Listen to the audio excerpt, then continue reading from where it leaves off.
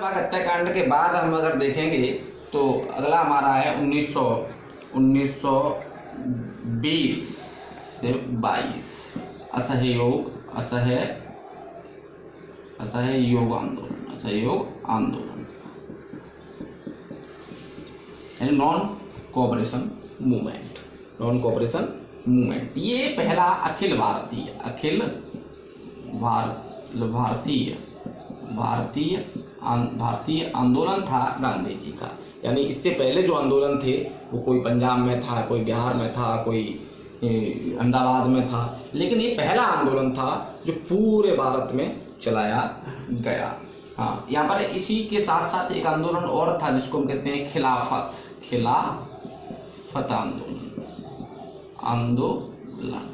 ये क्या था खिलाफत आंदोलन, थोड़ा इसको भी देखें। ये क्या था, टर्की जब प्रथम वर्ल्ड वार में अंग्रेज हार गए थे, अंग्रेजों से टर्की हार गया, तो वहाँ के खलीफा जो मुस्लिमों का सर्वोच्च धर्मगुरु होता था उसको हटा दिया गया था, उसके पद से हटा दिया गया, उसके राज्य को बांट दिया गया था। तो मुसलमानों को लगा कि हमारे खलीफा की जो है सम्मान में कमी की गई है या उसकी बेइज्जती की गई है, तो इसीलिए दुनिया भर के मुसलमानों ने खलीफा के समर्थन में एक आंदोलन चलाया। तो भारत में भी अली बंधुओं ने इस आंदोलन को खड़ा किया और वो बाद में गांधी जी के पास आया और गांधी जी को खिलाफत आंदोलन का अध्यक्ष चेयरमैन चुन लिया गया और गांधी जी ने इस आंदोलन को भी चलाने का निर्णय लिया। बाद में ऐसी से गांधी जी ने सोचा एक अच्छा अवसर है, मुसलमान हमारे साथ हैं, क्यों ना हिंदुओं को भी साथ कर लिया, अन्य वर्गों को भी जोड़ा जाए, एक अखिल भारतीय आंदोलन शुरू किया जाए। तो 1920 में गांधी ने असहयोग आंदोलन यहाँ पर प्रारंभ किया। असहयोग आंदोलन क्या था कि हमको असहयोग करना है, अंग्रेजों का असहयोग करना है।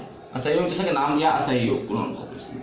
तो हमारा गांधी जी ने कुछ मांगे की, जैसे कि देखा कुछ दो पहलू थे कि यहाँ पर बहिष्कार किया। बहिष्कार में क्या था कि इन्होंने गांधी जी ने यहाँ पर मांग की कि जितने भी सरकारी नौकरी वाले लोग हैं जो अंग्रेजों की नौकरी कर रहे हैं वो सारे के सारे नौकरी छोड़ दें। छात्रों से कहा कि आप लोग सरकारी विद्यालय में जाना छोड़ दें, पढ़ाई छोड़ दें। वकीलों से कहा गया कि आप अपनी वकालत छोड़ दें या जो भी काम कर रहे हैं वो छोड़ दें। अंग्रेजी वस्त्र जो यूरोपियन वस्त्र थे, अंग्रेजों के कपड़े थे, अंग्रेजों का सामान खरीदना बंद कर दें, विदेशी वस्त्रों का बहिष्कार करें, वस्तुओं की होली जलाएं। तो इस प्रकार से क्या हुआ कि अंग्रेजों की जो अर्थव्यवस्था है वो टूट जाएगी और वो यहाँ से जाने के लिए मजबूर हो जाएंगे।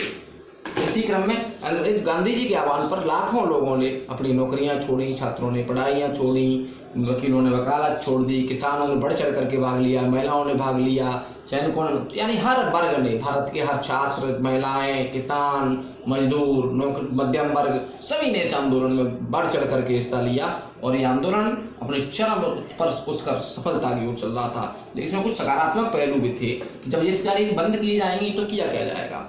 तो इसमें कांग्रेस ने एक फंड इकट्ठा किया लगभग 1 करोड़ रुपए जो आंदोलन चलाया उससे, और महिलाओं ने भी, तमाम सारे लोगों ने अपनी सोने की चीज़ें तमाम सारी दान की, बहुत सारा पैसा। उससे क्या है, कुछ स्कूल खोले गए, कुछ स्कूल, राष्ट्रीय स्कूल विद्यालयों की स्थापना जिसमें छात्रों को पढ़ाया जाएगा है, और जो नौकरी थी उनकी जगह पर दूसरे व्यवसाय चलाए जाएंगे, स्वदेशी अपनाओ, और हम अपना वस्त्र जो अंग्रेजों के नहीं पहनेंगे तो कहाँ से, तो घर पर चरखा चलाओ, चरखा बांटे गए, चरखा चलाओ, स्वतः हस्त निर्मित अपने सूती खादी वस्त्र बनाओ और पहनो। जैसा कि हम गांधी जी को देखते हैं, गांधी जी को डंडा लिए हुए, धोती लपेटे हुए, ये स्वरूप इसी आंदोलन के दौरान आया था। इससे पहले गांधी जी छोट मोट टाई वगैरह पहनते थे। इस आंदोलन में एक छात्र ने सवाल पूछा, गांधी जी अगर हम विदेशी वस्त्रों का बहिष्कार करें, विदेशी वस्त्र नहीं खरीदें, तो हमारे पास इतने वस्त्र निर्माण नहीं होता है कि हम वस्त्र पहन सकें। तब गांधी जी ने कहा कि हमको कम वस्त्र पहनना है, लेकिन हमको अंग्रेजों के वस्त्र नहीं पहनना है। और उसी दिन से गांधी जी ने एक ही धोती, वही आधी नीचे और आधी ऊपर, पूरे शरीर पर एक ही धोती से पहनना प्रारंभ कर दिया। और आधुनिक गांधी जी को हम देखते हैं। ये आंदोलन जो था ये अपने चरमोत्कर्ष पर चल रहा था, अंग्रेजों की कमर लगभग टूट चुकी थी। तभी 1922 में गोरखपुर के पास चौरी चौरा एक जगह है, चौरी चौरा एक जगह है। यहाँ पर क्या हुआ, अंग्रेजों ने कुछ पुलिस वालों को पर गोलियां चलाई, लाठीचार्ज कर दिया। बदले में उग्र भीड़ ने, हमारे कुछ युवाओं ने कुछ पुलिसकर्मियों की हत्या कर दी और थाने में आग लगा दी। परिणाम स्वरूप गांधी जी ने हिंसा का सहारा लेते हुए हिंसा हमारे आंदोलनों में नहीं होगी, क्योंकि हम अहिंसावादी हैं। और गांधी जी ने 1922 में एक अच्छा सफल चलता हुआ आंदोलन स्थगित कर दिया। और इसी स्थगन के साथ साथ चौरी चौरा कांड के साथ ही 1922 में असहयोग आंदोलन पूर्ण रूप से समाप्त हो गया। और इससे भारतीय जनमानस में एक निराशा का भाव हुआ कि अच्छा, तमाम नेताओं ने गांधी जी की आलोचना की, उसमें नेहरू जी भी थे, सुभाष चंद्र बोस भी थे, भगत सिंह भी थे, चंद्रशेखर। जो युवा गांधी की तरफ मुड़ा था, जुड़ गया था गांधी से, उस युवा ने पाया कि गांधी जी ने एक तरीके से ये आंदोलन बंद करके, स्थगित करके अंग्रेजों का सहयोग किया है। तो इस तरीके से ये हमारा आंदोलन आप समझ गए। और इसके बाद हम देखेंगे कि दूसरा जो प्रमुख आंदोलन था इसमें वो हमारा आंदोलन है, इसको हम कहते हैं सविनय अवज्ञा। सविनय अवज्ञा